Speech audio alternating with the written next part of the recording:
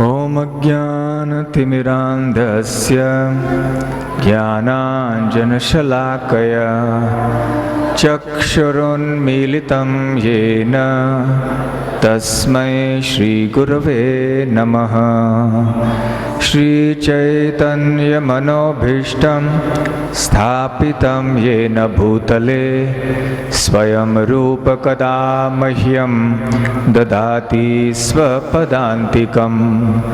वन्देऽहं श्रीगुरोः श्रीयुतपदकमलं श्रीगुरून् वैष्णवांश्च श्रीरूपं साग्रजातं सहगणरघुनाथान्वितं तं सजीवं साद्वैतं सावधूतं परिजनसहितं कृष्णचैतन्यदेवं श्रीराधाकृष्णपादां सहगणललिता श्रीविशाखान्वितांश्च। नमो ॐ विष्णुपादाय कृष्णप्रेष्ठाय भूतले श्रीमते भक्तिवेदान्त स्वामिनिति नामिने। नमस्ते सारस्वते देवे गौरवाणी प्रचारिणे निर्विशेष शून्यवादी पाश्चात्य देशतारिणे। मूकं करोति वाचालं पंगुं लंघयते गिरिं यत्कृपातमहं वन्दे श्रीगुरून् दीनतारिणम्। वाञ्छाकल्पतरुभ्यश्च कृपा सिन्धुभ्य एव च पतितानां पावनेभ्यो वैष्णवेभ्यो नमो नमः। नमो महावदान्याय कृष्णप्रेमप्रदायते कृष्णाय कृष्णचैतन्य नाम्ने गौरत्विषे नमः। पंचतत्वात्मकं कृष्णं भक्तरूपस्वरूपकं भक्तावतारं भक्ताख्यं नमामि भक्तशक्तिकम्। आराध्यो भगवान् व्रजेशतनयस्तद्धाम वृन्दावनम्। रम्या काचिदुपासना व्रजवधू वर्गेण या कल्पिता। श्रीमद्भागवतं प्रमाणममलं प्रेमापुमर्थो महान्। श्रीचैतन्यमहाप्रभोर्मतमिदं तत्रादरः न परः। हे कृष्ण करुणा सिंधु दीनबंधो जगत्पते गोपेश गोपिका कांत राधा कांत नमोस्तुते। तप्त कांचन गौरांगी राधे वृंदावनेश्वरी वृषभानुसुते देवी प्रणमामि हरिप्रिये। जय श्री कृष्ण चैतन्य प्रभु नित्यानंद श्री अद्वैत गदाधर श्रीवासादि गौर भक्त वृंद। हरे कृष्ण कृष्ण कृष्ण हरे हरे हरे राम राम राम हरे हरे। हरे कृष्ण।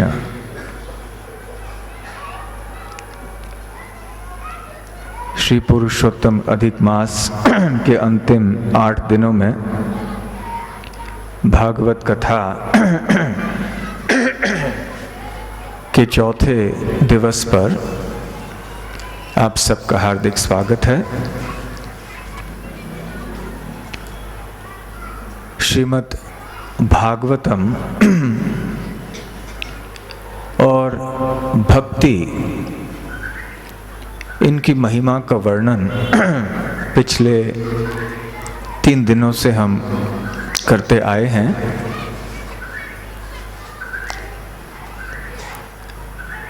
कल शाम भीष्मदेव के बारे में भी संक्षेप में एक चर्चा हुई। कल की कथा का पुनः स्मरण करते हैं। नारद जी ने भक्ति देवी को बहुत महत्वपूर्ण उपदेश दिए। वास्तव में ये सारे उपदेश हम सब के लिए है। नारद जी बताते हैं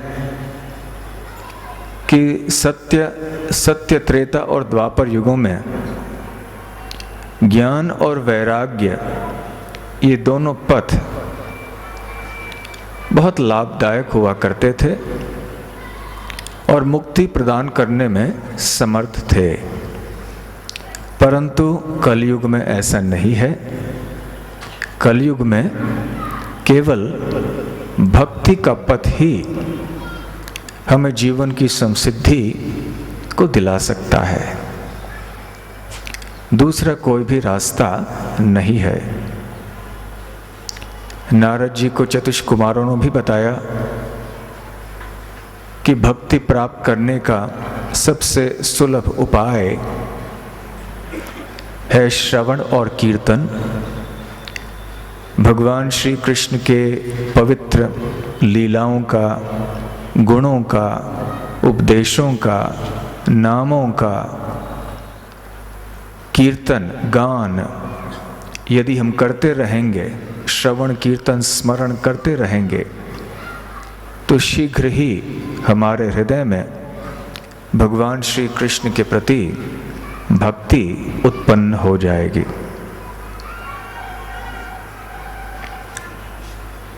जब चतुष्कुमारों ने भागवत कथा की गंगा के तट पे हरिद्वार के पास, तो भक्ति देवी ज्ञान और वैराग्य को लेकर वहाँ पर आईं, प्रकट हो गईं और ज्ञान और वैराग्य भी पुनः जागृत हो गए। श्रीमद् भागवत की कथा के कारण भक्ति देवी वहाँ श्री कृष्ण का गुणगान करने लगी। श्री कृष्ण गोविंद हरे मुरारी, हे नाथ नारायण वासुदेवा।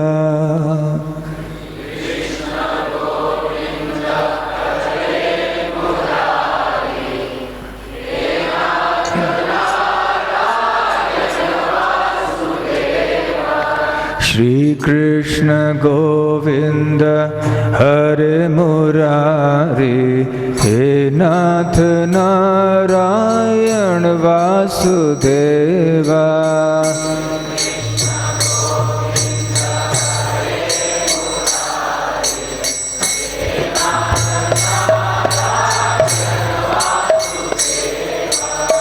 श्री कृष्ण गोविंद हरे मुरारे, हे नाथ नारायण वासुदेवा।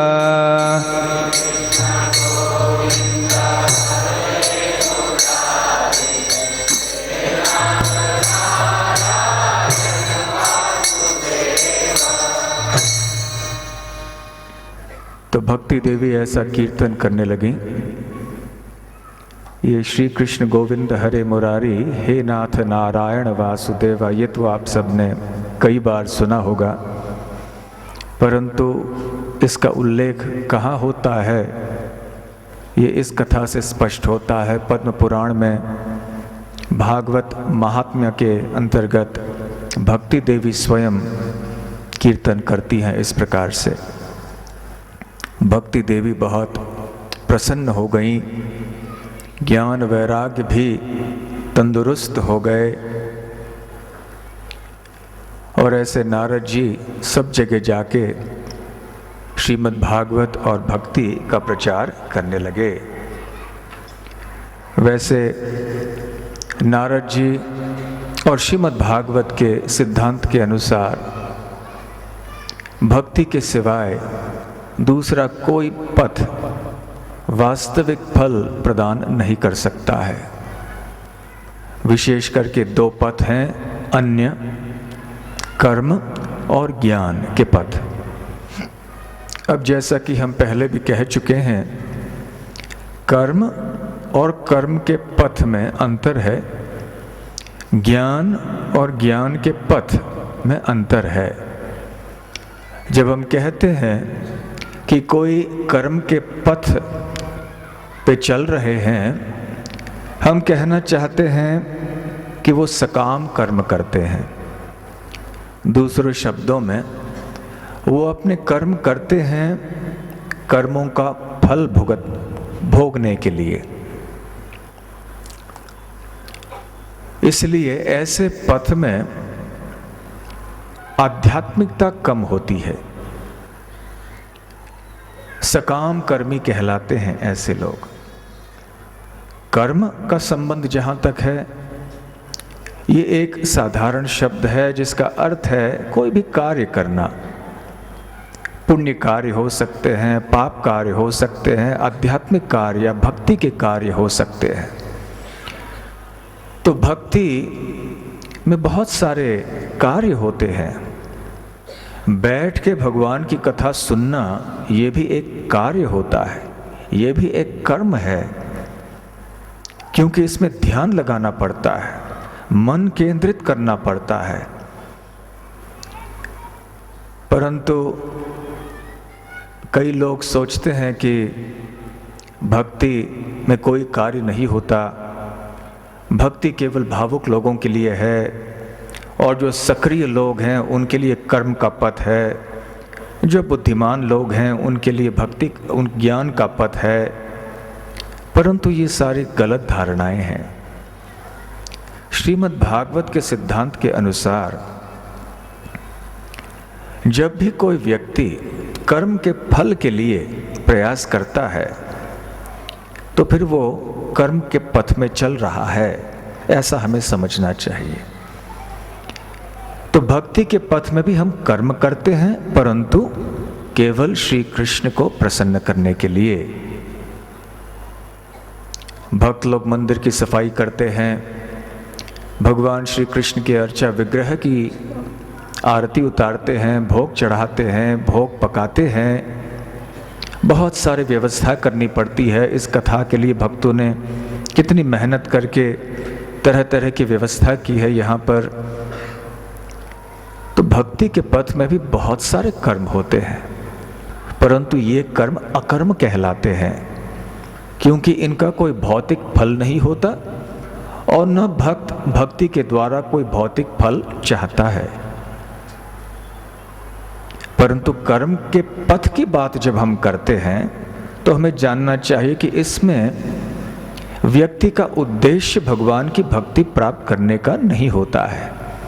वो केवल संसार का भोग करना चाहता है या संसार के दुखों से मुक्त होना चाहता है।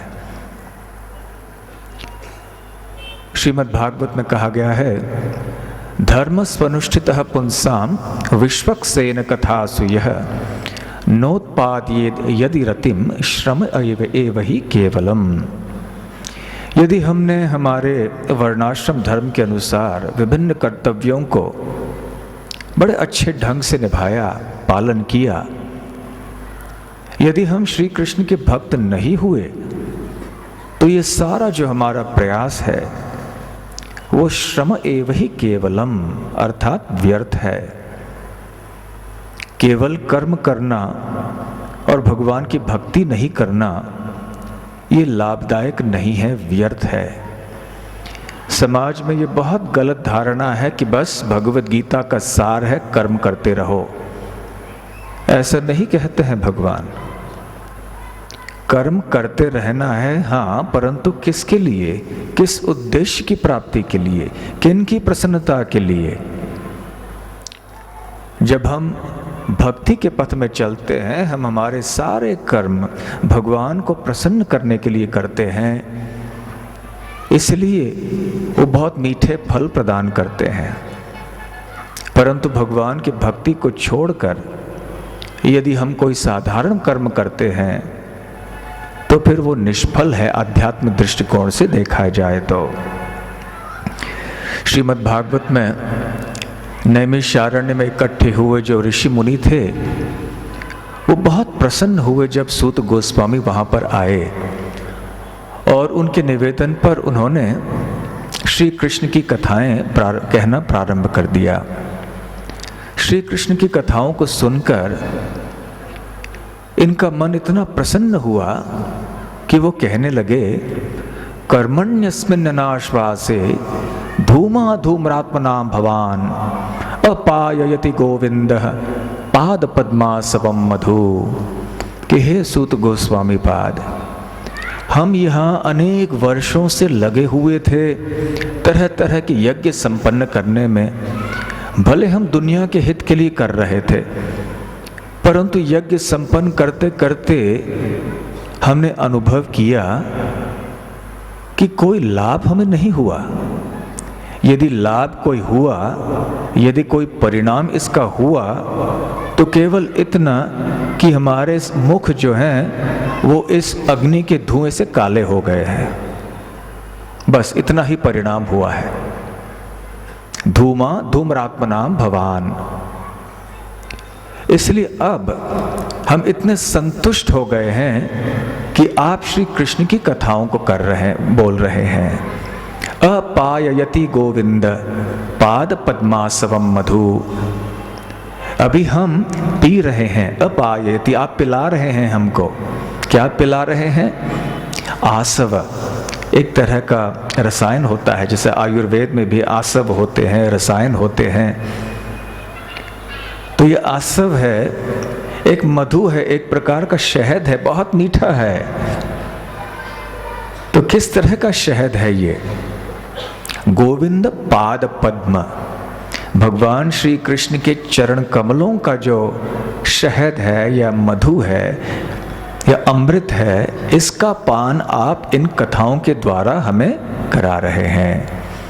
इसलिए हम अब पूरी तरह से संतुष्ट हो चुके हैं, परंतु पहले हम संतुष्ट नहीं थे। इसलिए कर्मकांड आदि करने से हमारे समय, मूल्यवान मनुष्य समय को हम गंवाते हैं। हिंदी में एक कहावत है, भैंस के सामने बीन बजाना।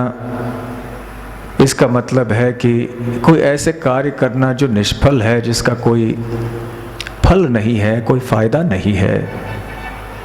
जब कोई व्यक्ति वीणा बजाने में बहुत प्रवीण होता है, जब ऐसे लोगों के संग में वो अपनी कला का प्रदर्शन करता है, जो कि शास्त्रीय संगीत को बहुत जानते हैं, पसंद करते हैं, रसिक संगीत के प्रेमी हैं, तब वो बहुत संतुष्ट होता है।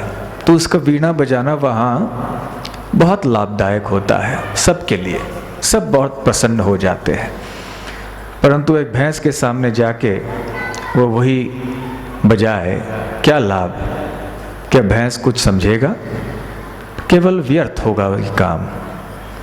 इसे अरण्य रोदन भी कहते हैं। यदि हम जाएं जंगल के भीतर, घने जंगल के बीच में जाएं और जोर से चिल्लाएं, मुझे बचाओ मुझे बचाओ, तो हमारी पुकार को कौन सुनेगा? कौन है वहाँ पे घने जंगल में हमें आके बचाने के लिए? हमारा चिल्लाना व्यर्थ रहेगा। मुकुंद माला स्तोत्र में भगवान श्री कृष्ण के शुद्ध भक्त राजा कुलशेखर बताते हैं, आम्नाय अभ्यसनानि अरण्य रुदितम। यदि कोई व्यक्ति वेदों का पाठ करता है जोर जोर से, परंतु वो भगवान का भक्त नहीं है, केवल वेदों के पाठ में लगा हुआ है, तो ये अरण्य रुदितम है। मानो ऐसा कि वन में जाके चिल्लाना निष्फल है ऐसा कार्य। तो भक्तिहीन वेदों का पाठ करना, इसमें कोई लाभ नहीं है। उसी तरह से वेद व्रतानि अन्वहम मेदश्छेद फलानि। यदि हम तरह तरह के तपस्या करते हैं, वेद व्रतानि अन्वहम, प्रतिदिन हम वेदों में बताए हुए व्रतों का पालन करते हैं, परंतु यदि हमारे अंदर भक्ति भाव नहीं है, मेदश्छेद फलानि, तो इसका फल क्या होगा? केवल हमारा वजन कम हो जाएगा बस। हम उपवास आदि रखते हैं, अलग अलग दिनों में लोग अलग अलग कारणों के लिए उपवास रखते हैं, परंतु भगवान श्री कृष्ण के प्रति भक्ति की भावना न होने के कारण ऐसे उपवास रखना निष्फल है। वजन कम कराने में लाभदायक हो सकता है, परंतु आध्यात्मिक लाभ अधिक नहीं होता है। राजा कुलशेखर आगे कहते हैं, पूर्त विधय सर्वम हुतम भस्मनि। तरह तरह के पुण्य कार्यों का वर्णन है कर्मकांड शास्त्रों में। यदि हम अच्छी तरह से उन कार्यों को करते हैं परंतु भगवान के भक्त नहीं हैं, तो फिर हुतम भस्मनि, जैसे मानिए कि अग्नि में आहुति देने के बजाय हम राख में या भस्म में आहुति दे रहे हैं, स्वाहा कह रहे हैं। जब राख में आहुति देते हैं तो क्या उसका कुछ फल मिल सकता है? जब कोई होम या अग्निहोत्र का आयोजन किया जाता है और फिर हम अग्नि में मंत्रों के उच्चारण के साथ साथ कोई आहुति अर्पण करते हैं, तो फिर उसका कुछ फल तो हो सकता है, परंतु केवल राख में या भस्म में हम आहुति अर्पण करें तो निष्फल रहेगा। ठीक उसी प्रकार से सारे ये तथाकथित पुण्य कर्म भी भक्ति के दृष्टिकोण से देखा जाए तो निष्फल है। तीर्थानाम अवगाहनानि च गजस्नानम। तीर्थानाम अवगाहनानि, जब हम तीर्थ स्थानों में भ्रमण करते हैं और भगवान की भक्ति नहीं चाहते हैं ऐसे तीर्थ स्थानों की यात्रा से, केवल हमारे पापों को नष्ट करने के लिए जाते हैं ताकि हम पुनः वापस आके पाप करते रहें और पापों का कष्ट नहीं हो हमें, तो फिर ये भी गज स्नानम, जैसे कल भी हम चर्चा कर रहे थे, परीक्षित राजा भी इसी बात को कहते हैं श्रीमद् भागवत में, कुंजर शौच एक हाथी का स्नान। राजा कुलशेखर बताते हैं, विना यत् पाद द्वंद्व अम्भोरुह संस्मृतिम विजयते देवः स नारायणः। ये चार चीजें जब हम करते हैं बिना श्री नारायण या श्री कृष्ण के चरण कमलों के स्मरण से, तब ये सारी चीजें व्यर्थ हो जाती हैं। तो इसलिए कर्म के पथ और कर्म, इसमें बहुत अंतर है।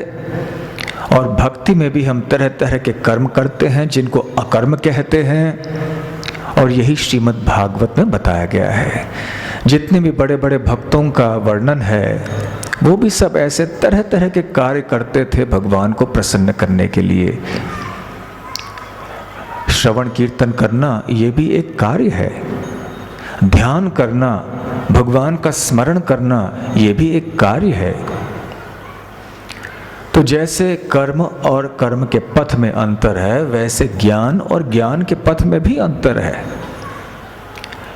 भक्ति के मार्ग में भी हम ज्ञान का उपयोग करते हैं, अवश्य करते हैं। सर्वप्रथम भगवत गीता से हम जानना चाहते हैं कि हम आत्मा हैं, हम शरीर नहीं हैं, और आगे चलते चलते ये ज्ञान हो जाता है कि परम सत्य या भगवान कौन है, और आगे चलते चलते बहुत कुछ चीज़ें सीखने को मिलती हैं गीता और भागवत में। वो ज्ञान जो कि हमें हमारे भक्ति के लिए पौष्टिक होता है, लाभदायक होता है, वो ज्ञान भक्तों के लिए आवश्यक है। जो ज्ञान भगवान के दिव्य नामों के बारे में, धाम के बारे में, भक्तों के बारे में, उनके गुणों के बारे में, यश आदि के बारे में, उनके सौंदर्य आदि के बारे में हमें बतलाता है, जानकारी देता है, ऐसा ज्ञान तो बहुत आवश्यक है। न केवल लाभदायक है परंतु आवश्यक है, अनिवार्य है भक्तों के लिए। परंतु जब हम ज्ञान के पथ की बात करते हैं, इसका मतलब है कि वो ज्ञान जो हमें इस निष्कर्ष पर पहुंचाता है कि परम सत्य केवल एक निराकार ज्योति है, जिसमें लीन होना हमारे जीवन का उद्देश्य है। इसलिए हम तरह तरह के तपस्या करते हैं, व्रतों का पालन करते हैं, संस्कृत पाठ करके शास्त्रों का विश्लेषण करते हैं, परंतु निष्कर्ष ये है कि हम भगवान में लीन होना चाहते हैं। भगवत सेवा जो कि भक्तों की निरंतर इच्छा रहती है वो नहीं है, इसलिए भक्त ऐसी कामना अपने हृदय में नहीं रखते हैं। वैसे ब्रह्मा जी भी भागवत में प्रार्थना करते हैं, यन्ये रविन्दाक्ष विमुक्त मानिनस त्वय्यस्त भावाद अविशुद्ध बुद्धयः आरुह्य कृच्छ्रेण परम पदम ततः पतन्त्यदो नादृत युष्मदंघ्रयः। वो कहते हैं कि हे प्रभु, जो व्यक्ति ऐसे ज्ञान के पथ को स्वीकार करते हैं, अपने आप को मुक्त समझ लेते हैं, परंतु उनकी बुद्धि शुद्ध नहीं होने के कारण वो परम पद को प्राप्त नहीं करते हैं, यद्यपि वो सोचते हैं कि हमने परम पद की प्राप्ति कर ली है, क्योंकि उन्होंने आपके चरण कमलों का अनादर किया है, आपके व्यक्तित्व को ही नकारा है, आपके रूप को, आपके आकार को, आपके व्यक्तित्व को नहीं माना है। ये अपराध है आपके चरणों में। इसलिए बहुत बड़ी तपस्या करने के बाद भी वो पुनः भौतिक जगत में आ जाते हैं। तो ये है ज्ञान योग का फल या ज्ञान के पथ का फल। परंतु भक्ति का फल कितना रसमय है। शौनक आदि ऋषियों ने सूत गोस्वामी से कहा, वयम तु न वितृप्याम उत्तम श्लोक विक्रमे यत् शृण्वताम रस ज्ञानम स्वादु स्वादु पदे पदे। कि हे सूत गोस्वामी, वैसे आपने हमारे ऊपर बहुत बड़ी कृपा की है। आप हमें कृष्ण कथा सुना रहे हैं, इस अमृत का पान करा रहे हैं, और हम लोग थक नहीं रहे हैं। वयम तु न वितृप्याम उत्तम श्लोक विक्रमे शृण्विताम। आपके मुख से जब हम श्री कृष्ण की कथाओं का श्रवण कर रहे हैं, हम थक नहीं जा रहे हैं। ऐसा मत सोचिए कि हम थक गए होंगे, नींद आ रही होगी, भूख और प्यास के कारण कोई कष्ट हो रहा होगा। नहीं, हमें बड़ा आनंद आ रहा है आपके मुखारविंद से कृष्ण का गुणगान सुनने पर। तत् शृण्वताम रस ज्ञानम स्वादु स्वादु पदे पदे। जो ऐसे रसज्ञ हैं, जो रसिक भक्त हैं, जो भगवान श्री कृष्ण के गुणगान करने में रुचि लेते हैं, वो ऐसी कथाओं में पद पद पर उनका स्वाद बढ़ते रहता है। स्वादु स्वादु पदे पदे। तो हमें चाहिए कि हम भी ऐसे नैमिषारण्य के साधुओं के पद चिन्हों में चलें और इस भक्ति रस का हम आस्वादन करें। यही नारद मुनि बताना चाहते हैं, यही श्रीमद् भागवत का सिद्धांत है।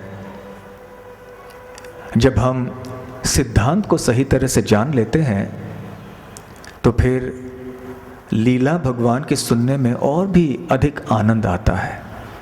वैसे भगवान की लीलाएं इतनी मधुर हैं कि हम बिना कुछ सिद्धांत जाने हुए भी सुनेंगे तो बड़े अच्छे लगते हैं, परंतु यदि इन लीलाओं को हमें सही तरह से समझना है, रस की वृद्धि यदि हमें करानी है, तो अवश्य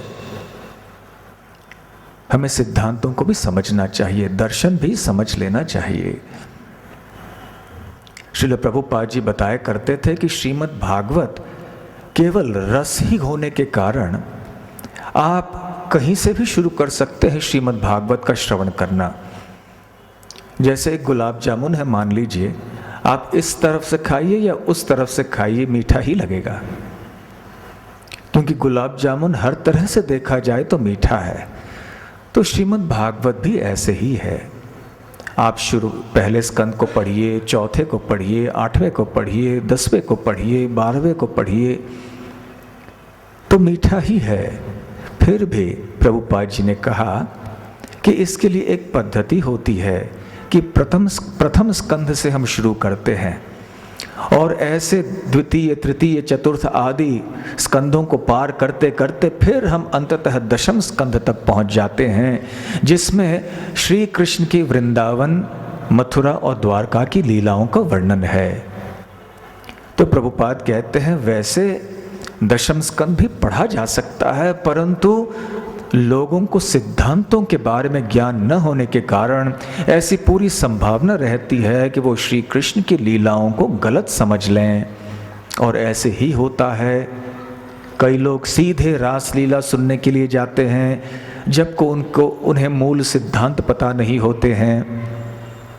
परंतु जब हम सिद्धांत या दर्शन को भी अच्छी तरह से जानते हैं या समझ लेते हैं तो लीलाएं बहुत रसमय हो जाती हैं। किस तरह के सिद्धांत या दर्शन की बात कर रहे हैं? जिन सिद्धांतों का वर्णन अब हम कर चुके हैं, कल भी और आज भी कर रहे हैं। तो ऐसे सिद्धांतों को समझने के बाद वास्तव में हम किसी भी चीज को सही दृष्टि से देख पाएंगे। श्रीमद् भागवत वो ऐनक है, वो दिव्य दृष्टि है जिसके होने से हम हर चीज को सही तरह से देख पाएंगे। शास्त्र चक्षु कहते हैं इसे, दिव्य चक्षु, प्रेम चक्षु। ऐसे शास्त्र चक्षु के द्वारा, भागवत के चक्षु के द्वारा सब कुछ ठीक ठाक हमें दिखाई पड़ता है। हर चीज को सही तरह से हम समझ सकते हैं। यहां तक कि यदि हमें अन्य शास्त्र भी पढ़ने हैं, जैसे उपनिषद हैं, वेद हैं, महाभारत आदि है, तो भागवत के दृष्टिकोण से यदि हम पढ़ेंगे तो इसका अर्थ जो है कुछ अलग ही, निराला ही आएगा। ऐसे कितने लोग हैं जो वेदों को पढ़ते हैं, उपनिषदों को पढ़ते हैं, महाभारत आदि भी पढ़ते हैं, परंतु उनका निष्कर्ष कुछ और ही निकलता है। जब भीष्म देव के बारे में वो पढ़ते हैं तो विरला ही ऐसे कोई सुनने में आता है जब भीष्म देव का गुणगान होता है कि वो भगवान श्री कृष्ण के कितने बड़े भक्त थे। बातों बातों में ये बात आ जाती होगी, परंतु भीष्म देव के शुद्ध भक्त होने की बात के ऊपर इतना जोर नहीं लगाया जाता, क्योंकि अन्य ग्रंथों में, यहां तक कि महाभारत में भी व्यासदेव जी की इच्छा थी कि तरह तरह के लोगों को वो आकर्षित करे, विशेष करके जो सकाम कर्मी हैं उनको भी। इसलिए उन्होंने साधारण धर्म की व्याख्या बड़ी मात्रा में की है महाभारत में।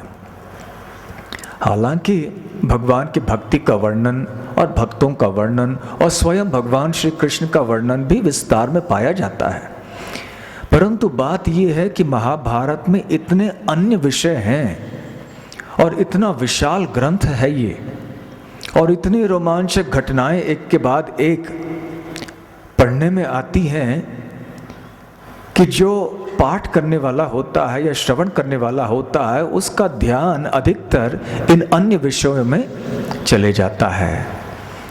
जो भी तरह तरह के राजनीति है और फिर युद्ध का वर्णन है, अर्थव्यवस्था है और कितने सारे अन्य कहानियां हैं,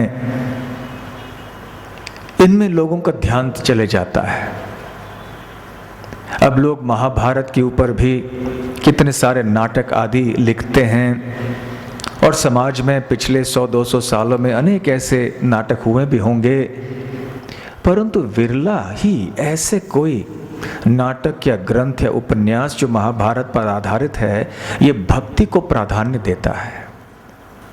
प्राय नहीं देते हैं, प्राधान्य देते हैं तो ये सब मनुष्यों के बीच में जो भावनाएं हैं, उनके जो झगड़े होते हैं, जो प्रेम होता है, उनके जो संबंध हैं, जो राजनीति है इत्यादि, इन सब चीजों के ऊपर अधिक जोर दिया जाता है। परंतु वास्तव में जब हम भागवत को पढ़ते हैं और फिर भीष्म देव जैसे महान भक्तों के चरित्र को पढ़ते हैं, महाभारत में भी क्यों न हो, तो हमारा दृष्टिकोण ही कुछ अलग सा हो जाता है अन्य व्यक्तियों की तुलना में। महाभारत के बारे में एक प्रसिद्ध श्लोक है जो महाभारत में ही आता है। धर्मे चार्थे च कामे च मोक्षे च भरतर्षभ यद इहास्ति तद अन्यत्र यन नेहास्ति न त्वत् क्वचित्। इसका मतलब है कि इस ग्रंथ में, इस महाभारत में धर्मे च अर्थे च कामे च, धर्म अर्थ काम और मोक्षे च, मोक्ष, धर्म अर्थ काम मोक्ष, इन चारों का वर्णन है। बल्कि महाभारत में इन चार चीजों के ऊपर जोर दिया गया है। इनको पुरुषार्थ कहते हैं साधारण धर्म के दृष्टिकोण से। पुरुषार्थ अर्थात हमारे जीवन का उद्देश्य। तो साधारण व्यक्ति धर्म अर्थ काम मोक्ष के पीछे ही रहते हैं। तो यहां जो धर्म शब्द का प्रयोग किया गया है उसका क्या तात्पर्य है? ये धर्म साधारण धर्म को संकेत करता है। वैसे श्रीमद् भागवत का धर्म साधारण धर्म नहीं है, वो है भागवत धर्म, सर्वोच्च धर्म। जिस धर्म का पालन करने से भगवान श्री कृष्ण के प्रति शुद्ध प्रेम उत्पन्न हो जाता है। इसलिए भगवान श्री कृष्ण भगवत गीता में कहते हैं सर्वधर्मान परित्यज्य माम एकम शरणम व्रज। ये जो माम एकम शरणम व्रज है कि एकमात्र मेरे शरण में आओ हे अर्जुन, ये भागवत धर्म है। शरणागति और भक्ति का धर्म ही सर्वोच्च धर्म है, सर्वश्रेष्ठ धर्म है, वास्तविक धर्म है। इसे भागवत धर्म कहते हैं या सनातन धर्म कहते हैं। अन्य जितने भी धर्म हैं, भले वो वेदों में भी क्यों न हो, अधिकतर जो कर्मकांड आदि है उसे साधारण धर्म कहते हैं। धर्म अवश्य है क्योंकि इनका वर्णन शास्त्रों में पाया जाता है, और शास्त्र ये तो भगवान की वाणी है। धर्मम तो साक्षात भगवत प्रणीतम, इसलिए ये भी धर्म है, परंतु साधारण धर्म है, निम्न श्रेणी का धर्म है। जब व्यक्ति वास्तव में अपने जीवन को सफल बनाना चाहता है तो उसे श्रेष्ठ धर्म को प्राप्त करना चाहिए। तो साधारण व्यक्ति ये धर्म अर्थ काम मोक्ष के पीछे हैं। तो ऐसे साधारण धर्म का पालन क्यों करते हैं लोग? अर्थ की प्राप्ति के लिए। अर्थ अर्थात धन। धन की प्राप्ति क्यों करते हैं? काम के लिए, क्योंकि अपने भौतिक इच्छाओं को पूर्ण करने के लिए। धन एक वाहन होता है इंद्रियों को तृप्त करने के लिए। धन के द्वारा हम बहुत भोग कर सकते हैं संसार का। फिर अंततः जब हम ऊब जाते हैं अनेक जन्मों के बाद, कर्मकांड के पद्धति को करते करते करते लाखों लाखों जन्मों के बाद विरला ही कोई ऐसे व्यक्ति होगा जिसे ये साक्षात्कार हो जाएगा कि अरे मैं क्या कर रहा हूं, क्यों अपना समय व्यर्थ गंवा रहा हूं, मुझे तो मोक्ष प्राप्त करनी चाहिए। फिर वो ज्ञान कांड के स्तर में पहुंच जाता है और मोक्ष की अभिलाषा करता है। तो ये धर्म अर्थ काम मोक्ष, ये चार पुरुषार्थ हैं। परंतु चैतन्य महाप्रभु ने श्रीमद् भागवत के उपदेशों के आधार पर बतलाया है कि इन चार पुरुषार्थों के अतिरिक्त और इनसे श्रेष्ठ एक पांचवा पुरुषार्थ है जिसे पंचम पुरुषार्थ कहते हैं, और वो है कृष्ण भक्ति। तो कृष्ण भक्ति भी अवश्य है महाभारत में, परंतु व्यासदेव का उद्देश्य था उन लोगों को आकर्षित करना, विशेष करके जो धर्म अर्थ काम मोक्ष से संबंधित हैं। इसलिए यहां इस श्लोक में कहा गया है धर्मे चार्थे च कामे च मोक्षे च भरतर्षभ। और फिर आगे कहा गया है, बहुत सुंदर बात है महाभारत के बारे में, यद इहास्ति तद अन्यत्र यद इह अस्ति। इसमें यह अर्थात महाभारत में जो पाया जाता है तद अन्यत्र, आप दूसरे शास्त्रों में भी पा सकते हैं, परंतु यन न इहास्ति न तत् क्वचित्, जो आप महाभारत में नहीं पाएंगे वो कहीं भी नहीं पाएंगे। थोड़ा सोचिएगा इसके बारे में। बहुत गहरी बात है।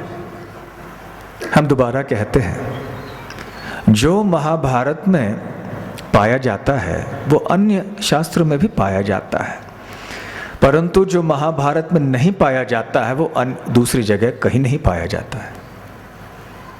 दूसरे शब्दों में महाभारत के अंदर सब कुछ है, धर्म अर्थ काम मोक्ष भी है और भक्ति भी है।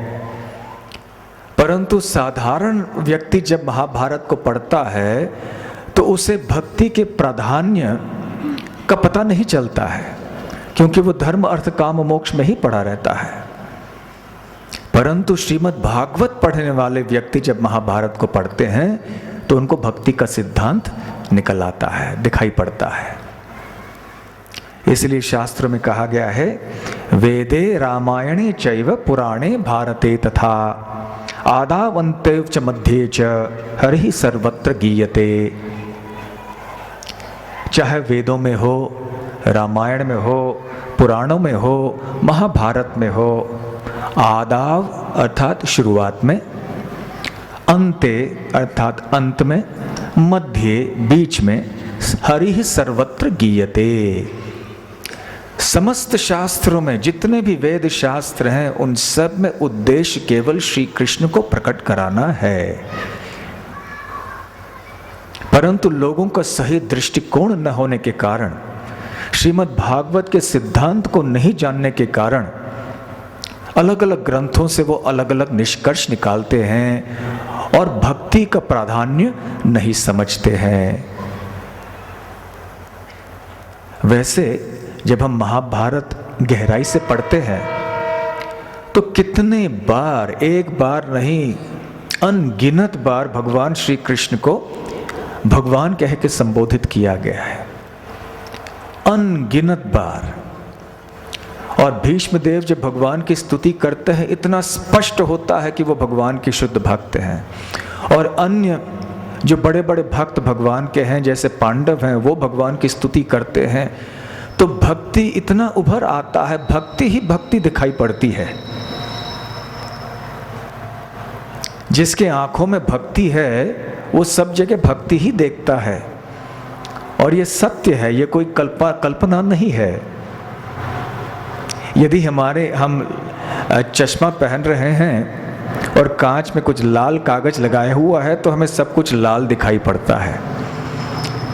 हमारी दृष्टि यदि भौतिक इच्छाओं से युक्त हो, हमारे हृदय में बहुत भौतिक कामनाएं हों, तो हम श्रीमद् भागवत भी यदि पढ़ेंगे तो उसमें भी हमें भक्ति नहीं दिखाई पड़ेगी, परंतु कोई न कोई हम भौतिक कामना की बातें वहाँ करेंगे। फिर भगवान श्री कृष्ण की निंदा करेंगे कि भगवान श्री कृष्ण ने रासलीला की, 16,108 रानियों से विवाह किया। तो ये सारी बातें हम श्रीमद् भागवत में भी देखना शुरू करेंगे, ये न जानते हुए कि गोपियाँ कौन हैं, द्वारका की पटरानियाँ कौन हैं, उनका स्थान क्या है, श्री कृष्ण के प्रति उनका संबंध क्या है। इसलिए सब कुछ दृष्टि पर निर्भर है और ये श्रीमद् भागवत हमें ये दिव्य भक्तिमय दृष्टि प्रदान करता है। ऐसे दृष्टि से फिर जब हम महाभारत को पढ़ते हैं तो सब जगह भक्ति ही भक्ति, बस भक्ति देखते हैं सब जगह। भीष्म देव को देखते हैं, बस कितने महान भक्त हैं। और इसलिए भीष्म देव एक रहस्यमय पात्र है महाभारत के। वो विरुद्ध पक्ष में लड़ाई कर रहे थे, कौरवों के पक्ष में थे। कैसे बड़े भक्त हो सकते हैं, ऐसे लोगों के मन में विचार है। इसलिए उनके लिए भीष्म देव एक रहस्य है, विडंबना की बात है उनके लिए कि भीष्म देव का चरित्र कैसे है ये। तो साधारण दृष्टि से देखते हैं लोग भीष्म को, यहाँ तक कि श्री कृष्ण को भी। श्री कृष्ण के बारे में भी बहुत कहते हैं, इन्होंने बहुत राजनीति की, इन्होंने ऐसे किया और वैसे किया, बहुत निंदा करते हैं लोग, क्योंकि श्री कृष्ण का स्थान ही नहीं जानते हैं। उसी तरह से भीष्म देव का स्थान भी नहीं जानते हैं। और भीष्म देव की महिमा का गान करते भी हैं तो इसलिए कि वो कितने विद्वान थे, कितने शूरवीर थे, कैसे उन्होंने ब्रह्मचर्य का पालन किया क्षत्रिय होने के नाते। ये सब अवश्य प्रशंसनीय बातें हैं, परंतु सबसे बड़ी जो बात है भीष्मदेव के बारे में वो ये है कि वो भगवान श्री कृष्ण के शुद्ध भक्त हैं। अब श्रीमद् भागवत के प्रथम स्कंध के 9वें अध्याय की चर्चा प्रारंभ करने के पहले, जिसमें कि भीष्मदेव के देह त्याग का वर्णन है, एक पृष्ठभूमि के रूप में भीष्मदेव के चरित्र के बारे में पहले हम कुछ कहना चाहेंगे आज, फिर कल से 9वां अध्याय प्रारंभ करेंगे। महाभारत में जैसे उनका वर्णन है संक्षेप में वो हम सुनाना चाहेंगे, ताकि उनके देह त्याग की जो लीला है, और ये लीला ही है, साधारण कर्म नहीं है, फिर हम इसे अच्छी तरह से समझ पाएंगे। वैसे बात जाती है ब्रह्मलोक तक, जहाँ सृष्टिकर्ता ब्रह्मा जी निवास करते हैं। इस ब्रह्मांड का सबसे ऊंचा या ऊपर वाला लोक है। वहाँ पे एक बार महाभिषेक नाम के राजा थे। ब्रह्मा जी के दरबार में कोई अनुष्ठान हो रहा था। अनेक देवतागण देवियां भी आई हुई थी, वहाँ आए हुए थे। राजा महाभिषेक भी वहाँ पर उपस्थित थे।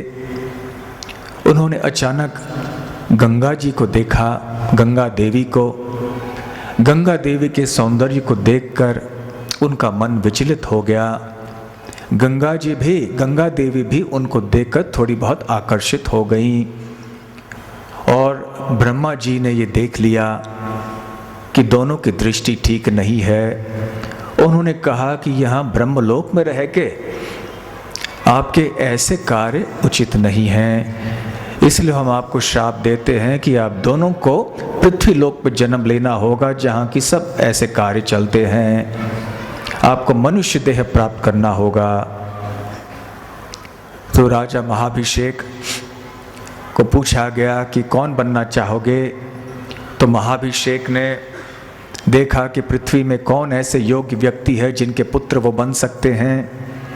तो उन्होंने देखा कि वैसे चंद्रवंश के एक बहुत महान राजा हैं जिनका नाम है प्रतीप। तो ऐसे राजा प्रतीप का पुत्र मैं बनना चाहता हूँ। तो ब्रह्मा जी ने कह दिया तथास्तु। साथ साथ में गंगा देवी को ब्रह्मा जी ने कहा कि वैसे अष्टवसु जो हैं स्वर्गलोक के देव, उन्हें शाप मिला है वशिष्ठ मुनि द्वारा, और वो आपके पुत्र बनेंगे। जब पहले 7 पुत्रों की मृत्यु हो जाएगी, फिर वो 7 तो चले आएंगे ऊपर, और जब 8वें पुत्र को आप सौंप दोगे तब आप मुक्त हो जाओगे।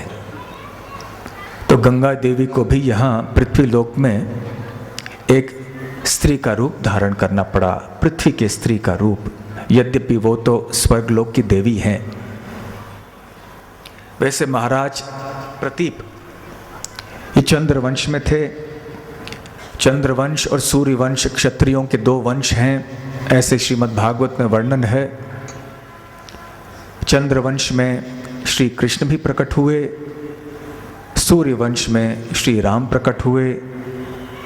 तो चंद्रवंश में अनेक बड़े बड़े राजा हुए, जैसे राजा ययाति, राजा पुरु, दुष्यंत, भरत इत्यादि।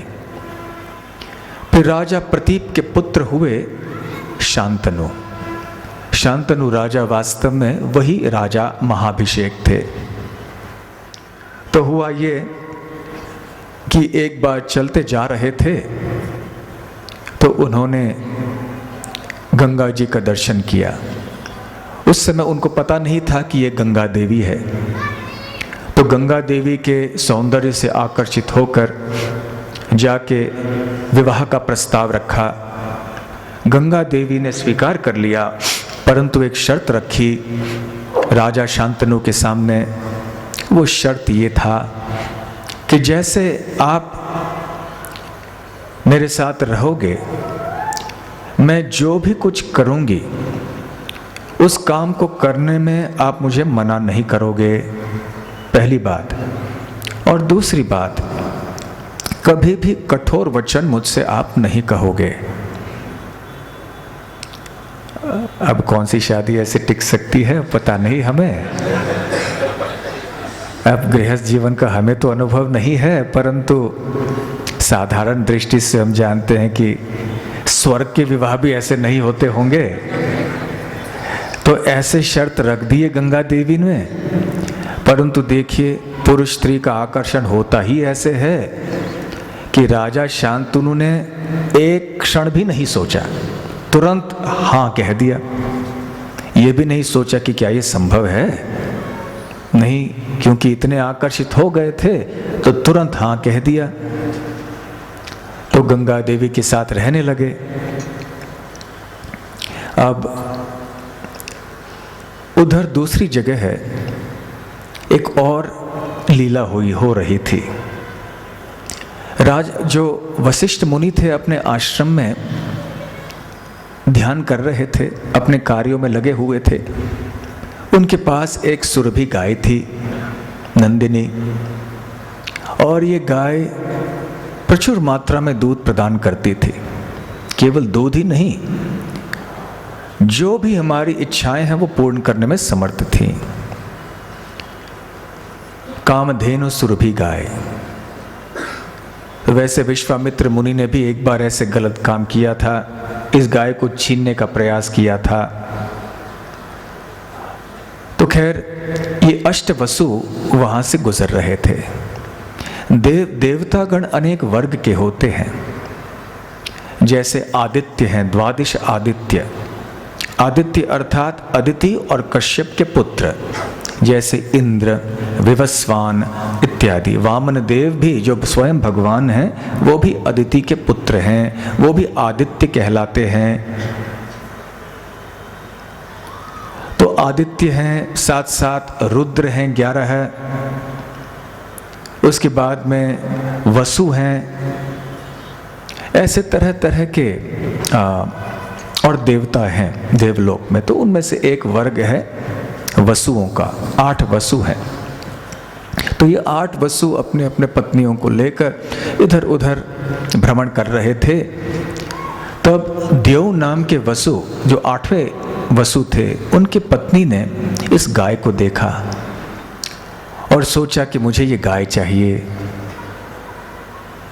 जैसे सीता देवी ने एक बार हिरण को देखा था, मुझे हिरण चाहिए, और देखिए क्या हो गया। तो यहाँ भी उसने कहा मुझे ये गाय चाहिए, अपने पति से कहा। अब पति कैसे इनकार कर सकते हैं।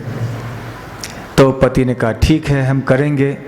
तो सारे भाइयों ने मिलकर उस गाय का अपहरण कर लिया, जबरदस्ती हरण कर लिया। वशिष्ठ मुनि को आया बड़ा क्रोध, स्वाभाविक है। तो उन्होंने श्राप दे दिया आठों वसुओं को, कहा कि आपको यहाँ मनुष्य बन के आना होगा, पृथ्वी लोक में आपको जन्म लेना होगा। तब वसुओं के होश ठिकाने आ गए। उन्होंने सोचा अरे हमने कितनी बड़ी गलती कर ली, क्षमा याचना करने लगे वशिष्ठ मुनि के पास। तो उन्होंने कहा कि ठीक है, वैसे आप मनुष्य देह प्राप्त करोगे, लेकिन आप जल्दी ही वापस चले आओगे। गंगा जी का पुत्र आपको, गंगा देवी का पुत्र बनने होंगे आपको, और थोड़ी देर बाद फिर आप चले आओगे।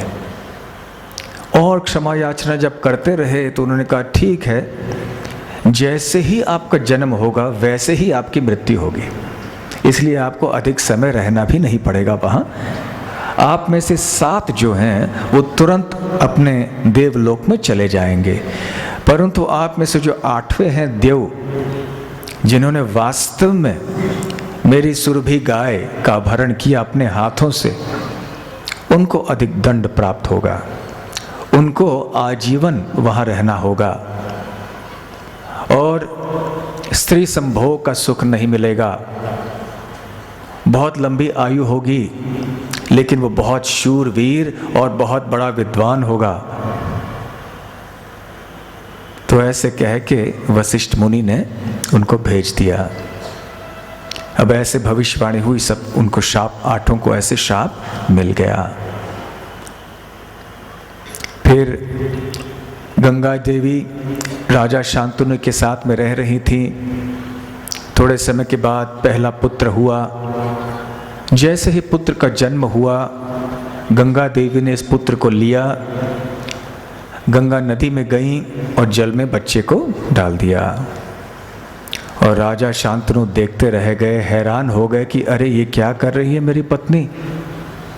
लेकिन कुछ बोल नहीं पाए, क्योंकि उनको याद था कि मैंने वचन दिया है। ये गंगा देवी का शर्त था। तो सोचा ठीक है, अगली बार शायद ऐसे नहीं करेगी। लेकिन दूसरे बच्चे के जन्म के बाद भी गंगा देवी ने ठीक ऐसे ही किया। बड़े कठिनाई से अपने आप को रोक दिया। राजा शांतनु ने कुछ कहा नहीं, बहुत क्रोधित होते जा रहे थे, लेकिन क्या करें, मजबूर थे, कुछ बोल नहीं पाए। ऐसे तीसरा बच्चे के साथ भी हुआ, चौथा, 5वां, 6ठा, 7 बार ऐसे हुआ। तब हम समझ सकते हैं कि महाराज शांतनु को चुप रहने के लिए कितना कष्ट हुआ होगा। फिर भी वो रह गए। लेकिन 8वीं बार जब बच्चा हुआ और इस बच्चे को भी नदी में डालने जा रही थी गंगा देवी, तो इस बार राजा शांतनु अपने आप को रोक नहीं पाए।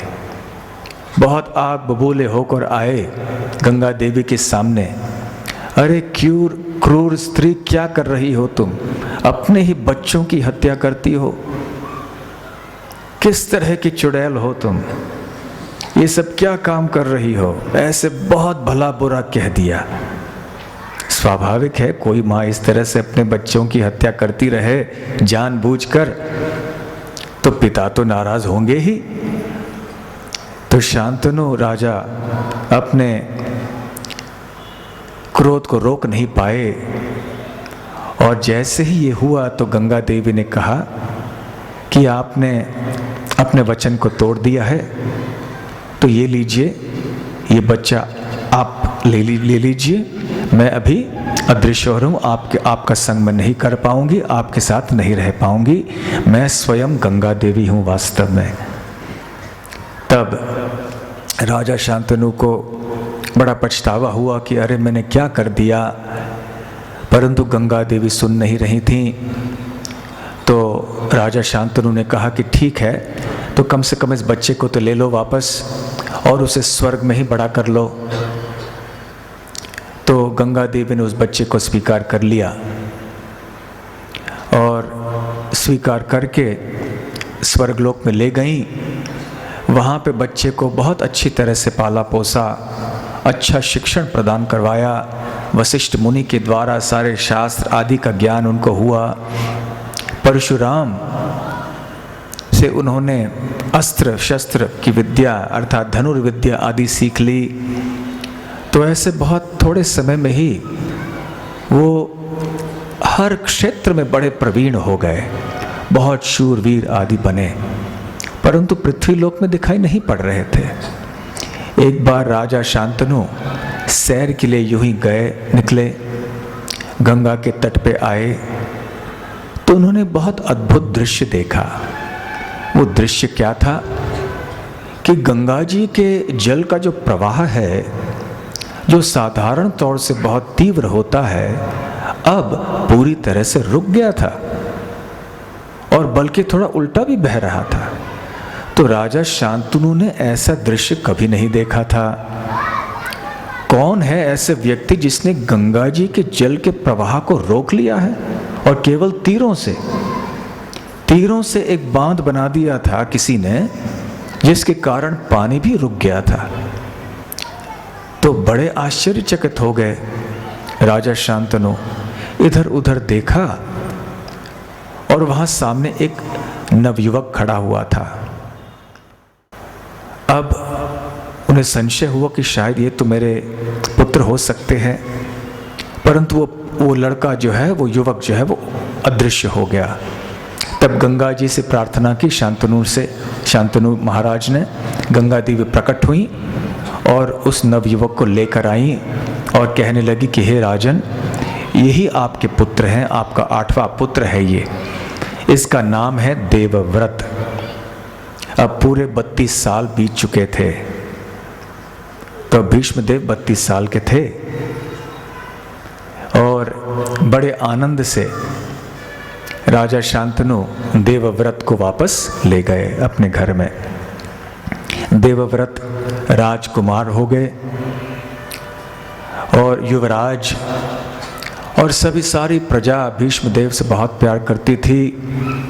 बहुत आदर्श युवराज थे वो, परंतु दैव से, भगवान की योजना से हुआ ये कि एक बार जब राजा शांतनु कहीं भ्रमण के लिए जा रहे थे तो उन्होंने और एक सुंदर महिला को देखा जिसका नाम था सत्यवती। और सत्यवती के पिता का नाम था उपरिचर वसु। और सत्यवती का भी इतिहास है कि वो नौका चलाती थी, अपने पिता की सहायता करती थी और ऐसे उनका जीवन यापन होता था। और एक बार वो पराशर मुनि को नदी पार करा रही थी, जबकि पराशर मुनि आए थे वहाँ पर। पराशर मुनि ने उनके गर्भ में व्यासदेव जी को उत्पन्न कराया एक द्वीप में, इसलिए व्यासदेव जी का नाम है कृष्ण द्वैपायन व्यास। कृष्ण क्योंकि वो सांवले रंग के थे, कृष्ण शब्द का अर्थ है सांवला। द्वैपायन का मतलब है जो दीप के ऊपर जिनका जन्म हुआ है, क्योंकि वहाँ पराशर मुनि ने एक द्वीप ही बना लिया, एक कोहरा भी बना लिया था, तो इसलिए कृष्ण द्वैपायन। और व्यास उनका नाम है क्योंकि उन्होंने सारे वेदों का संपादन किया, तो व्यास शब्द का अर्थ है संपादन, संपादक। तो कृष्ण द्वैपायन व्यास वास्तव में पराशर मुनि और सत्यवती के पुत्र थे। सत्यवती तो बहुत घबरा गई, तो पराशर मुनि ने वचन दिया कि तुम कन्या ही रहोगी, तुम चिंता नहीं करना, और ये पुत्र तुम्हारी सहायता के लिए आएगा। ये कोई साधारण घटना नहीं है, क्योंकि हमें समझना चाहिए कि जो पराशर मुनि थे वो कोई साधारण व्यक्ति नहीं थे, आत्म साक्षात्कारी ऋषि थे। और जो उनकी संतान हुए वो तो व्यासदेव जी थे, जो कि स्वयं भगवान के शक्त्यावेश अवतार थे। तो इस संसार के साधारण अनैतिक कार्यों से इस कार्य की तुलना नहीं करनी चाहिए। इसलिए सिद्धांतों को जानना बहुत आवश्यक है, नहीं तो ऐसे गलत निष्कर्ष पर हम पहुंचते हैं। साधारण अनैतिक संबंधों से कहीं व्यासदेव जैसे पुत्र कभी उत्पन्न नहीं होते हैं। साधारण अनैतिक संबंध से या तथाकथित नैतिक संबंध से भी उत्पन्न होने वाले जो बच्चे होते हैं वो आजकल के हिसाब से देखा जाए तो भगवत गीता के शब्दों में वर्ण संकर होते हैं, अवांछित होते हैं। तो खैर व्यासदेव जी का जन्म तो हो गया, उधर सत्यवती देवी वहीं पर रहीं। एक दिन राजा शांतनु ने सत्यवती को देखा, पुनः आकर्षित हो गए, विवाह करना चाहा और सत्यवती देवी के पिता उपरिचर वसु के पास गए। और उपरिचर वसु ने कहा, तो हम तो साधारण व्यक्ति हैं, आप तो विश्व सम्राट हैं, आप हमारी कन्या से विवाह करेंगे, ये कैसे संभव है? तो राजा ने कहा, नहीं कोई बात नहीं, मैं आपको पूरा आश्वासन दिलाता हूँ कि आपकी बेटी वो तो महारानी हो जाएंगी, विश्व की रानी, महारानी, तो पूरा ख्याल हम रखेंगे, इसलिए हम आपकी पुत्री के साथ विवाह करना चाहते हैं। परंतु वो माने नहीं बात। वो कहने लगे कि वैसे मैं केवल एक शर्त पे तैयार हो जाऊंगा, और वो शर्त ये है कि मेरी बेटी का जो पुत्र होगा आपके द्वारा, वही आपके बाद राजा बनेगा, क्या कबूल है? तो हैरान हो गए इस बात को सुनकर राजा शांतनु। वो सोचने लगे, युवराज तो भीष्म है या देवव्रत हैं। अब देवव्रत को कैसे के प्रति ऐसे अन्याय में कैसे कर सकता हूं? तो उन्होंने केवल सर नीचे झुकाया, कहा कि यह संभव नहीं है मेरे लिए, और फिर वो अपने महल में चले गए। परंतु उस समय से जो मोह राजा शांतनु के हृदय में छा गया था, सत्यवती देवी के प्रति आकर्षित होने के कारण वो हृदय से नहीं जा रहा था। इस संसार में ऐसे पुरुष स्त्री के बीच में आकर्षण बहुत गहरा होता है, बहुत गहरी गांठ होती है, जिसको तोड़ना बहुत मुश्किल होता है। और यहाँ तक कि कभी कभी अक्सर बल्कि व्यक्ति की बुद्धि भी भ्रष्ट हो जाती है। तो राजा शांतनु बहुत बेचैन से थे, उदास से थे। उनके मंत्री लोग भी देख रहे थे कि क्या बात है, राजा कुछ राजनीति के कार्यों में शामिल नहीं हो रहे हैं, अपने कर्तव्यों को नहीं निभा रहे हैं। देवव्रत ने भी देखा, मंत्रियों से पूछताछ की कि क्या समस्या है। तब उनके सारथी ने, राजा शांतनु के सारथी ने उनको बताया कि ऐसी ऐसी समस्या है, ऐसी बात हुई। तो भीष्मदेव तुरंत चले गए उपरिचर वसु के पास और कहने लगे कि मैं आपको वायदा देता हूं कि आपके बेटी का पुत्र ही मेरे पिता के बाद में राजा बनेगा। मैं राज सिंहासन को के अधिकार को त्याग देता हूं। मैं वचन लेता हूं कि मैं उस राज सिंहासन के ऊपर बैठूंगा नहीं। तो उपरिचर वसु बहुत प्रसन्न हुए, कहने लगे कि हे राजकुमार, आपने जो बात कही है वो बहुत बड़ी बात है। कोई भी साधारण व्यक्ति ऐसे बात नहीं कह सकता। लोग बहुत आसक्त होते हैं राजगद्दी से, और आप यूं ही बस त्याग रहे हो राजगद्दी को। बहुत प्रशंसनीय बात है, बहुत अद्भुत है, आप बहुत विशेष हैं हे राजकुमार जी। परंतु और एक संशय मेरा है, और मेरा संशय ये है कि आप भी यदि राजगद्दी को त्याग दोगे, यदि आपके पुत्र आगे चल के अपना हक जमा करने का प्रयास करेंगे कि मैं राजा बनना चाहता हूं, तब क्या होगा? तो बिना हिचकिचाए हुए देवव्रत ने उस समय व्रत लिया कि मैं व्रत लेता हूं कि मैं विवाह नहीं करूंगा, फिर मेरे पुत्र होने की कोई संभावना है ही नहीं। और साथ साथ जो भी राजगद्दी पे बैठेगा उसकी रक्षा मैं करूंगा। मैं उस राजगद्दी पे मेरे पिता को ही देखूंगा, और ऐसे समझ के ही मैं उस व्यक्ति की रक्षा करूंगा। उपरिचर वसु कहने लगे, साधु साधु, ऐसी बात आज तक उन्होंने सुनी नहीं थी कि ऐसे भी व्यक्ति कोई व्रत ले सकता है। और जैसे ही देवव्रत ने ऐसे व्रत लिया तो देवलोक से भी साधु साधु कह के पुकार आए। फूलों की वृष्टि देवताओं ने की, और उस समय के बाद देवव्रत का नाम रखा गया भीष्म, जो कि बहुत भीषण व्रत धारण करने वाले हैं। ऐसे व्रत को कोई पहले नहीं कर चुका था। तो खैर, जब वापस आए तो वहाँ राजा शांतनु को उन्होंने बताया। राजा शांतनु ने कहा कि कैसे हो सकता है, परंतु उनकी बात नहीं मानी भीष्म ने। मंत्रियों ने भी कहा कि हे राजन, हे राजकुमार जी, यदि कोई राजकुमार यहाँ जो बैठे वो योग्य न हो राज्य को चलाने के लिए, तब क्या होगा? तो भीष्म देव ने कहा, मैं उसकी सहायता करूंगा, मैं उसकी रक्षा करूंगा। यदि वो अयोग्य हुआ भी किसी कारण से, तो मेरे होते हुए कोई भी व्यक्ति उसे नुकसान नहीं पहुंचा पाएगा, इसलिए मैं इस राजगद्दी की रक्षा करूंगा। तो भीष्मदेव ने 3 व्रत लिए थे, 3 वचन लिए थे।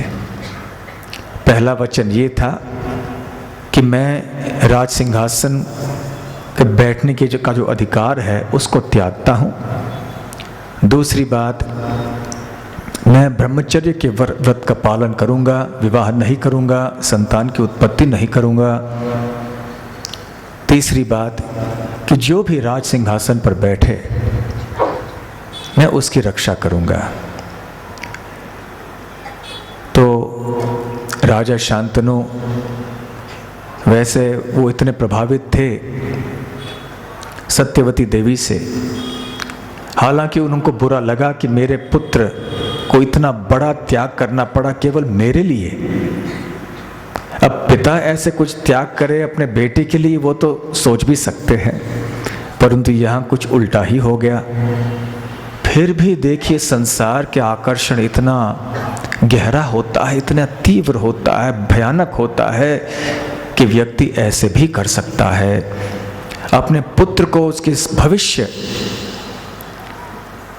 का जो जितने भी अधिकार हैं उनसे भी वो वांछित रख सकता है।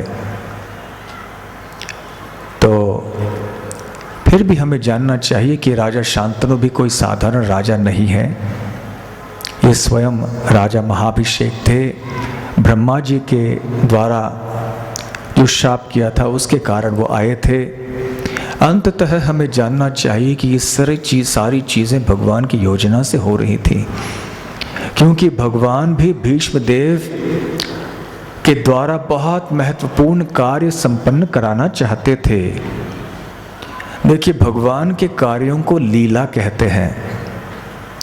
लीला में और हमारे साधारण कर्मों में बहुत बड़ा अंतर है, जमीन आसमान का अंतर है। हम जो कर्म करते हैं उनके फलों से हम बद्ध हो जाते हैं और इसलिए पुनर्जन्म लेने में बाध्य भी हो जाते हैं। हमारे जैसे 3 गुणों के अधीन हमारे जो स्वभाव है उसके अनुसार हम कर्म करते हैं और फिर वैसे ही फल भी प्राप्त होते हैं। कहाँ हमारा जन्म होगा हम इसको निर्धारित नहीं कर सकते। एक बार हमने कर्म कर लिए फिर हमारा पुनर्जन्म निश्चित है और वो हमारे हाथ में नहीं है। परंतु भगवान श्री कृष्ण के जन्म तथा कथित जन्म, उनका प्राकट्य ऐसे नहीं होता है। भगवान स्वेच्छा से प्रकट होते हैं और उनके कार्य दिव्य ही होते हैं, जैसे कि वो भगवद गीता में कहते हैं, जन्म कर्म च मे दिव्यम एवं यो वेत्ति तत्वतः त्यक्त्वा देहम पुनर्जन्म नैति मामेति सो अर्जुन। कि हे अर्जुन, जो भली भांति जान लेता है कि मेरा जन्म और मेरे कर्म अलौकिक हैं, दिव्य हैं, ये भौतिक नहीं हैं, उसे पुनर्जन्म नहीं लेना पड़ता, वो मेरे धाम को प्राप्त हो जाता है। तो भगवान श्री कृष्ण जब लीला करते हैं यहाँ धरातल में आके या कहीं भी भौतिक सृष्टि में, आध्यात्मिक जगत में भी, भगवान के जितने भी कार्य हैं वो लीला हैं और भगवान उनसे बंध नहीं जाते हैं। अपनी स्वेच्छा से भगवान अपने दिव्य आनंद की वृद्धि के लिए और अपने भक्तों के प्रेम की वृद्धि के लिए ऐसे कार्य करते हैं। तो लीला और साधारण कर्म, इनमें बहुत अंतर है। जब भगवान ऐसे लीला करते हैं तो हमें समझना चाहिए कि ये एक प्रकार का नाटक है। जैसे जब हम कोई नाट्य लीला करते हैं तो अनेक लोग आके तरह तरह की भूमिकाएं निभाते हैं। कोई राजा बनता है, कोई रानी बनती हैं, कोई कुछ और। लेकिन जब नाटक समाप्त हो जाता है तो सब अपने अपने जीवन में वापस अपने घरों में चले जाते हैं, भूल जाते हैं कि मैं नाटक में राजा था या मैं रानी थी। परंतु भगवान की लीलाएं उनके धाम में निरंतर चलती हैं, शाश्वत रूप से चलती हैं और कभी कभी उन लीलाओं को यहाँ भी भगवान प्रकट कराते हैं, जैसे कि उन्होंने वृंदावन में कराया, मथुरा में कराया, द्वारका में कराया। कोई ऐसे भी लीलाएं होते हैं भगवान के जो कि शायद वहाँ आध्यात्मिक जगत में न होती होंगी, परंतु यहाँ किसी विशेष कार्य को या उद्देश्य को संपन्न करने के लिए भगवान ऐसी लीलाएं करते हैं। और जो भी नाटक होते हैं यहाँ पर, उनमें एक पात्र तो नहीं होता, अनेक पात्र होते हैं। तो भगवान की लीलाओं में भी अनेक पात्रों की आवश्यकता है, जो कि तरह तरह की भूमिकाएं निभाएंगे, और एक दो नहीं, उनको अनेक चाहिए। तो ऐसे वो विशेष व्यक्तियों को चुनते हैं कि जो कोई न कोई महत्वपूर्ण भूमिका उनकी लीला में निभा सके और भगवान के उद्देश्य की पूर्ति के लिए वो सहायता कर सकें, भगवान के सहायक बन सकें। तो पांडव ये भगवान के शुद्ध भक्त हैं। कुंती देवी, द्रौपदी देवी, ये सब भगवान के शुद्ध भक्त हैं, भगवान के पार्षद हैं, भगवान की लीला में एक भूमिका निभा रहे हैं। भगवान की क्या इच्छा हो सकती है वो शायद वो जाने या न भी जाने, परंतु अपने हृदय से अपनी सेवा तो वो करते हैं भगवान के लिए। ठीक उसी प्रकार से हमें जानना चाहिए कि भीष्म देव भी एक महत्वपूर्ण लीला कर रहे हैं, या भगवान की लीला में एक महत्वपूर्ण भूमिका निभा रहे हैं। तो भीष्म देव की को ये कार्य करने के लिए कोई पृष्ठिका चाहिए, कोई इतिहास चाहिए। इसके लिए उनके पिता चाहिए, और ऐसे श्राप देना, फिर अष्टवसु भी चाहिए। तो ये सारी भगवान की योजना है, भगवान निर्देशक है इस दिव्य नाटक के। वो भगवान ही जानते हैं, भगवान के भक्त अनुमान मात्र लगा सकते हैं, परंतु जैसे भीष्म देव आगे भी कहने वाले हैं, इसकी चर्चा हम आने वाले दिनों में करेंगे कि भगवान क्यों अपने भिन्न भिन्न कार्यों को करते हैं इस धरातल में, उसे कोई भी नहीं समझ सकता है। भीष्म देव स्वयं कहते हैं, यद्यपि बड़े बड़े ऋषि मुनि जो हैं, देवतागण भी हैं, बहुत सोच विचार करते हैं, फिर भी भगवान के कार्यों को समझ नहीं सकते हैं। न मे विदुः सुरगणा प्रभवं न महर्षयः, अहम आदिहि देवानां महर्षीणां च सर्वशः। 10वें अध्याय में भगवान श्री कृष्ण बताते हैं भगवद गीता के कि मैं तो सबको जानता हूं, परंतु जो देवतागण हैं, बड़े बड़े महर्षि हैं, वो मुझे नहीं जानते। मैं सबका आदि हूं, अहम आदिर्हि देवानाम महर्षीणाम च सर्वशः। तो ऐसे हमें इन कार्यों को समझना चाहिए, अन्यथा हम केवल यही कहेंगे, अरे इन्होंने ऐसे अनैतिक कार्य कैसे किया, इन्होंने भीष्म देव के प्रति अन्याय कैसे किया। ये सब भगवान की योजना थी, और इसके द्वारा हमें बहुत उपदेश भी मिलते हैं।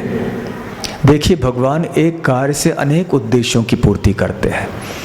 तो इस कार्य से यह भी हमें पता चलता है कि देखिए, इस जगत में पुरुष स्त्री के आकर्षण के कारण क्या नहीं होता है, व्यक्ति क्या नहीं करने के लिए तैयार हो जाता है, अपने पुत्र के प्रति भी इतना बड़ा अन्याय करने के लिए तैयार हो जाता है।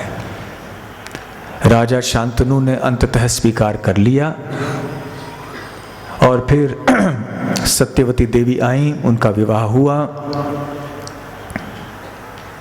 आगे चल के 2 पुत्र हुए, चित्रांगद और विचित्रवीर्य। अब ये 2 पुत्र वैसे भीष्म देव के संरक्षण में थे। भीष्म देव ने भी उनका ख्याल रखा, उनकी रक्षा की, अच्छी तरह से उनको सुशिक्षित बनाया, प्रशिक्षण दिलवाया हर क्षेत्र में, जैसे कि एक राजकुमार के लिए उचित है। परंतु एक बार हुआ ये कि चित्रांगद जब कहीं बाहर गए थे वन में, तो एक गंधर्व आए, जो गंधर्व लोक से आए थे, जिनका नाम भी चित्रांगद था। उन्होंने देखा कि मेरा ही नाम इनको कैसे है, तो दोनों में युद्ध हुआ और जो सत्यवती के पुत्र चित्रांगद की मृत्यु हो गई। तब विचित्रवीर्य राजगद्दी पर बैठे। राजा शांतनु के बाद विचित्रवीर्य का भी देहांत थोड़े समय बाद हो गया और आगे अब बड़ी विडंबना हो गई। सत्यवती देवी सोचने लगी कि अब क्या किया जाए, अब कैसे इनकी रक्षा की जाए। वैसे इसके पहले भीष्मदेव सोच रहे थे कि दोनों का विवाह करना चाहिए, चित्रांगद और विचित्रवीर्य का। तो एक स्वयंवर में गए थे जिसका आयोजन काशी राज ने किया था। उनकी 3 पुत्रियां थीं जिनके नाम थे अम्बा, अंबिका और अंबालिका।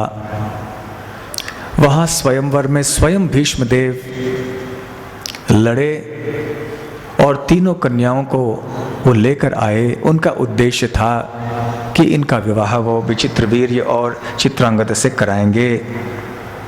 परंतु हुआ ये कि जब अम्बा देवी वहाँ पर आईं तो अम्बा ने कहा कि मैंने मेरा हृदय किसी दूसरे को दिया हुआ है, राजा शाल्व से मैं विवाह करना चाहती हूँ और वो भी मुझसे विवाह करना चाहते हैं, इसलिए आपको मुझे यहाँ ऐसे उठा के ले आना ठीक नहीं था। तो भीष्मदेव ने कहा कि मैं ऐसा अन्याय नहीं करूँगा, तो आप अपने रास्ते में जा सकते हैं राजा शाल्व के पास। राजा शाल्व के पास जब अम्बा चली गई तो राजा शाल्व ने कहा कि तुम किसी दूसरे पुरुष के पास गई थी, मैं तुम्हें वापस स्वीकार नहीं कर सकता। मैंने स्वयं देखा कि भीष्मदेव ने अपने हाथों से तुम्हारे हाथ पकड़ के तुम्हें रथ में उठाया था, तो मैं तुम्हें स्वीकार नहीं कर सकता। तो अम्बा हैरान हो गई। शाल्व ने कहा तुम भीष्मदेव के पास ही जाओ, भीष्मदेव से ही विवाह करो। जब अम्बा वापस भीष्मदेव के पास गई तो भीष्मदेव ने कहा कि मैंने तो ब्रह्मचर्य का व्रत लिया है, मैं तो तुमसे विवाह नहीं कर सकता। तो अम्बा देवी ने बात नहीं मानी, तपस्या करने चली गईं। वहाँ परशुराम जी के एक शिष्य मिले, उन्होंने कहा परशुराम जी से हम बात करते हैं। तो परशुराम जी को दया आई अम्बा के ऊपर और उन्होंने कहा कि भीष्म तो मेरे शिष्य हैं, मैं बताऊंगा और मेरी बात को वो मानेगा, और यदि भीष्म ने मेरी बात नहीं मानी तो मैं युद्ध करूंगा भीष्म से और परास्त कर दूंगा। तो भीष्मदेव को बुलाया गया। भीष्मदेव ने कहा कि मैं नहीं विवाह कर सकता है मुनिवर, क्योंकि मैंने ब्रह्मचर्य का व्रत पालन किया, मुझे करना है, मैं वचन को तोड़ नहीं सकता।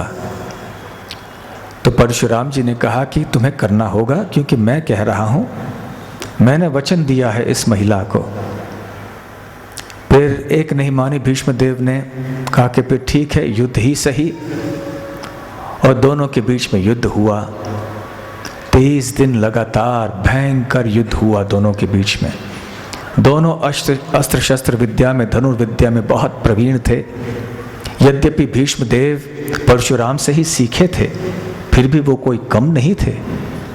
परशुराम जो हैं वो शक्त्यावेश अवतार माने जाते हैं भगवान कृष्ण के।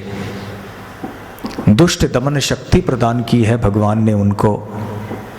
जैसे व्यास देव जी को शास्त्रों की रचना करने की शक्ति प्रदान की है, पृथु महाराज को प्रजा पालन शक्ति प्रदान की, चतुष कुमारों को ज्ञान शक्ति, नारद जी को भक्ति शक्ति, उसी प्रकार से परशुराम को दुष्ट दमन शक्ति प्रदान की हुई थी भगवान ने। परंतु भीष्मदेव तो दुष्ट नहीं थे। अब दोनों के बीच में ऐसे युद्ध हुआ और आगे चल के फिर देवलोक से उनको एक विशेष अस्त्र मिला, पाशुपत अस्त्र, जो परशुराम के पास भी नहीं था। और ये अस्त्र जब देखा परशुराम ने तो उन्होंने देखा कि अब तो मैं हार जाऊंगा। और भीष्मदेव चलाने ही वाले थे इस अस्त्र को, जब आकाशवाणी आई कि भीष्मदेव ऐसे अपने गुरु का अपमान न करो, भले उन्होंने गलती की भी होगी लेकिन ऐसे अपमानित नहीं करना चाहिए। तो परशुराम जी से जब उन्होंने निवेदन किया, परशुराम जी ने कहा या तो मैं भीष्म को हराऊंगा या तो भीष्म को अपनी स्वेच्छा से निकलना होगा युद्ध में से, या तो मेरी बात माननी होगी और इस महिला से विवाह करना होगा। फिर आकाशवाणी को सम्मान देते हुए, अपने गुरु को भी सम्मान देते हुए भीष्मदेव युद्ध से हट गए।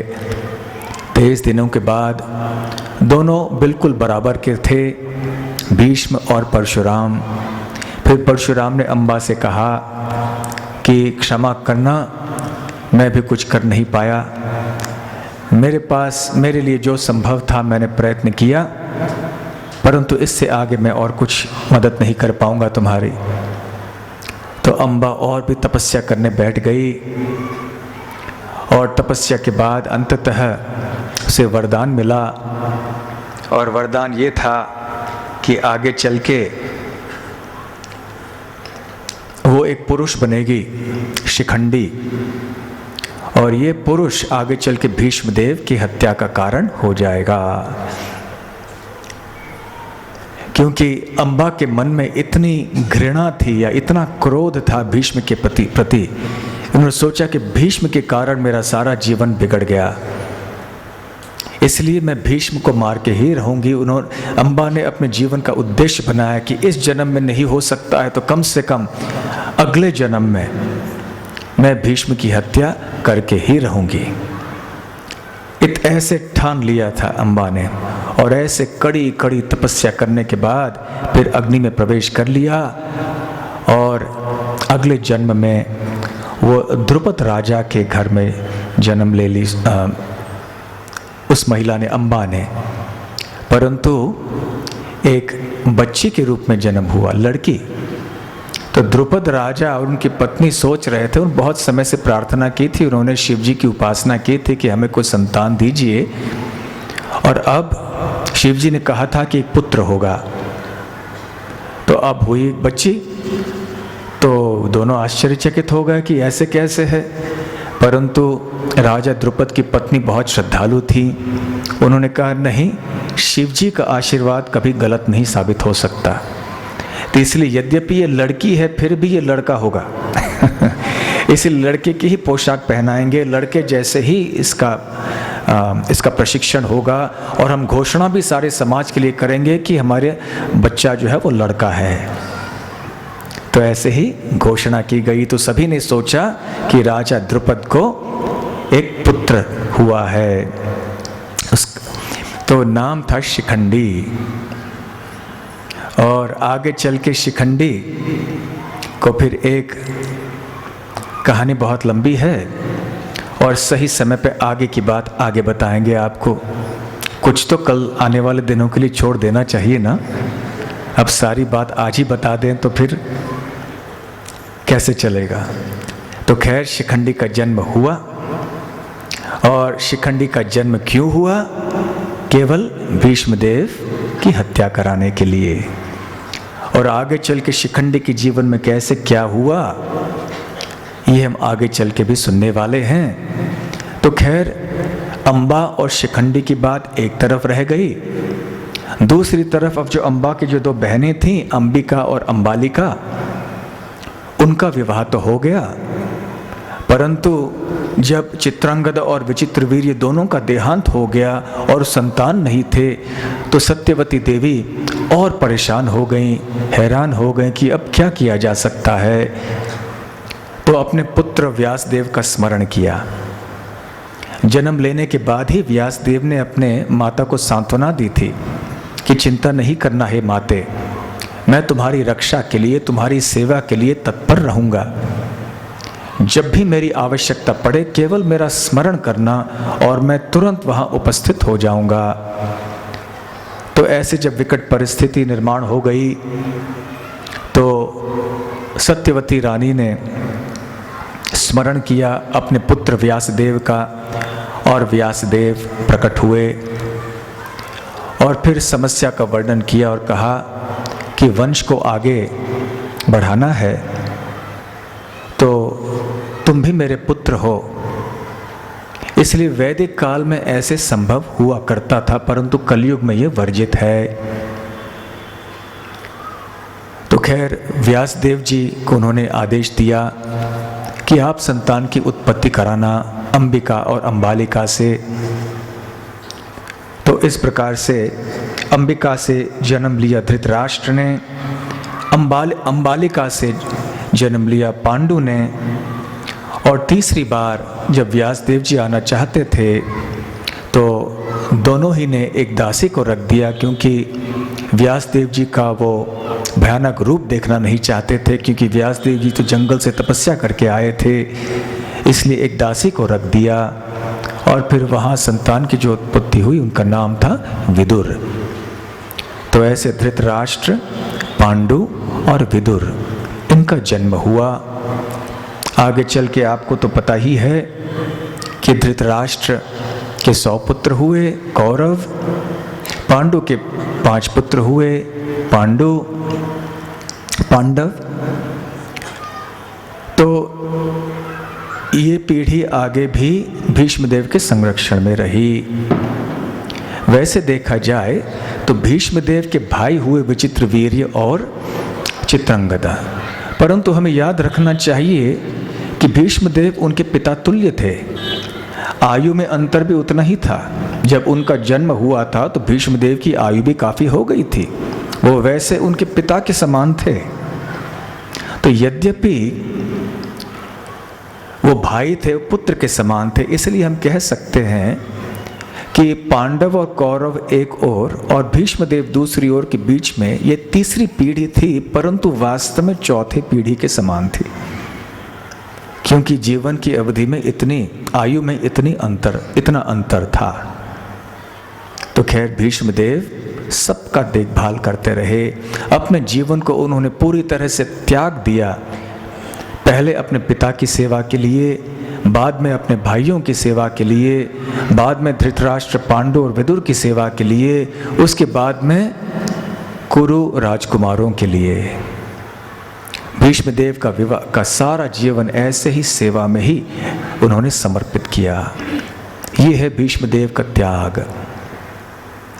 आने वाले दिनों में हम और भीष्मदेव के बारे में सुनेंगे, और उनकी जीवनी संक्षिप्त रूप में सुनने के बाद और थोड़ी बातें बाकी हैं अभी तक, फिर हम श्रीमद् भागवत के प्रथम स्कंद के 9वें अध्याय की चर्चा प्रारंभ करेंगे। बहुत बहुत धन्यवाद। हरे कृष्णा।